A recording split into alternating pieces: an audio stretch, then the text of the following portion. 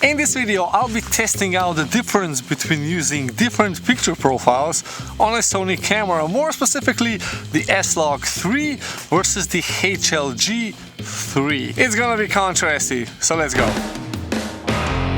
Now, having a Sony camera brings with it some perks. You have a full-frame, high dynamic range sensor, and you have the ability to shoot S-Log3, which is one of the flattest gamma curve image profiles, which allows to capture a lot of the dynamic range. But with that, you get the 8-bit video recording, which is not very suitable for a high dynamic range video capture, just because you don't have enough color information to be able to bring that contrast and saturation back when you're color grading, because everything just starts to fall apart.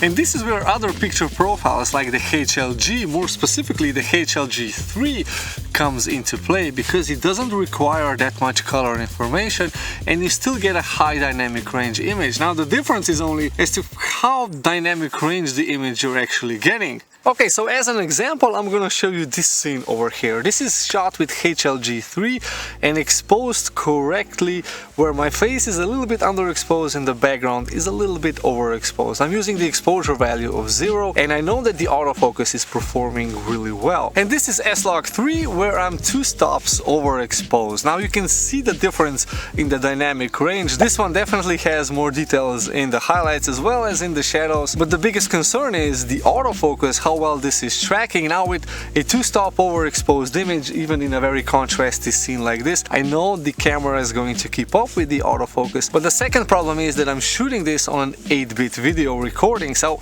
in an outside scene where there's enough light, you don't really notice those 8 bits. But if I was to have just a simple wide backdrop, you would see the color banding start to appear. Maybe you can even see it in the skies behind me. But with the Sony camera, more specifically with the Sony a7iii, you also have an issue with autofocusing if you're using S-Log image profiles. Now I've noticed this, and I've already made a video about this, where I'm experiencing a lot of autofocus issues when I'm using S-Log image profiles, and if I'm using HLG or any other standard picture profile, the camera just autofocuses really well. And it all has to do with how much contrast the camera is actually capturing, because S-Log is a really flat image profile and the camera doesn't really know what is in focus and what is not. So in order to make an S-Log image profile work, I actually have to overexpose by about 2 stops. Now I also have to mention that if you're using S-Log3 or S-Log2 on a Sony a7iii III camera, you're limited with the lowest ISO of 800. Now shooting outside in a bright sunny day requires you to have an ND filter. Now I have a variable ND filter which goes from 1 stop all the way to 9 stops reduction. Now you can see if I start opening it up, you can see that the things get really bright. Now with HLG3 I can set my ISO as low as 125, which means that this variable ND filter is way more than enough in an outdoor scenario. So in this case it's easier to use HLG3 or any other HLG for that matter compared to any S-Log image profiles, just because of that minimum ISO.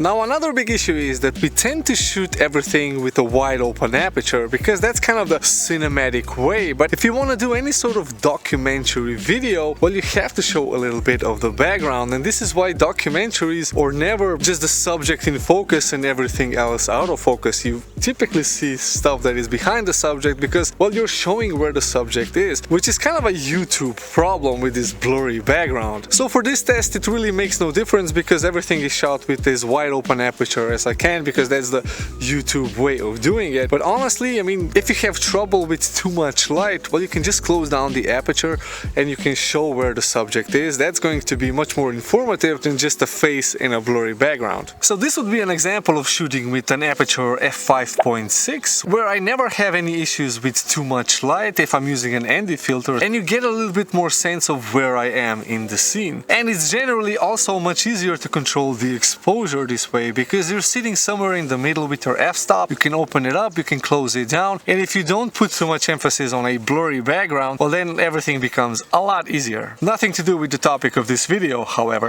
Now I do have to stress out that manual exposing for these types of videos is kind of necessary. I very rarely use any sort of auto exposure, even ISO is typically set manually. But of course for running gun YouTube video making, that's almost never possible. Now typically I use some sort of automation, and in my case it's typically auto ISO.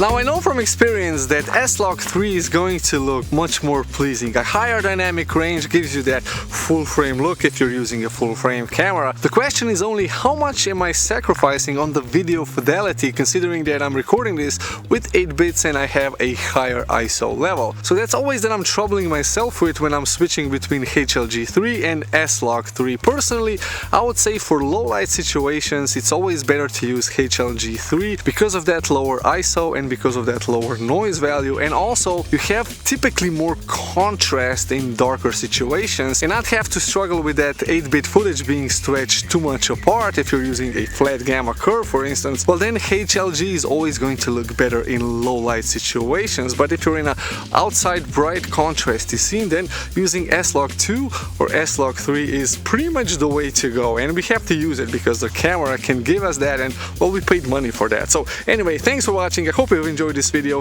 Hit the like button, hit the subscribe, and I will see you in the next one. Bye bye.